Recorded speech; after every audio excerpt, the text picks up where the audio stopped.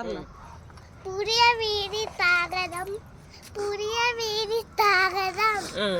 അമ്മുക്കുട്ടി ഞാനൂടെ പറഞ്ഞേ എന്ത് പറിക്കാൻ വന്നതാ?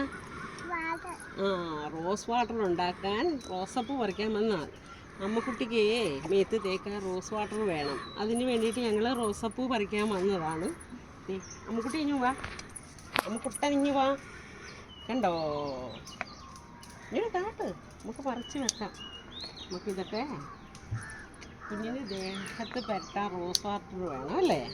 നമുക്കിതുകൊണ്ട് നമുക്ക് ഉണ്ടാക്കാം. കണ്ടോ, നമുക്ക് റോസ് വാട്ടർ ഉണ്ടാക്കാൻ വേണ്ടിയിട്ട് ഇത്രയും നാടൻ റോസ് കിട്ടി. കണ്ടോ, നല്ല മണമുണ്ട്. ബാ നമുക്ക് ഇത് കണ്ടോ, എൻ്റെ ശീതപ്പഴം കണ്ടോ? ഈച്ചപ്പഴം അല്ല, ശീതപ്പഴം. കണ്ടോ ചേച്ചി? കണ്ടോ കണ്ടോ കണ്ടോ, ഒത്തിരി ഉണ്ട് അല്ലേ? ഇനിയും ഉണ്ടാവുന്നുണ്ട്. വളർന്നു വരുന്നുണ്ട്. പിന്നെ ഇത് കണ്ടോ, ഇതുണ്ടല്ലോ നമ്മുടെ വീട്ടിൽ, ഇത് നമ്മുടെ വീട്ടിലേ തനിയെ കിളുത്ത് വന്നതാ.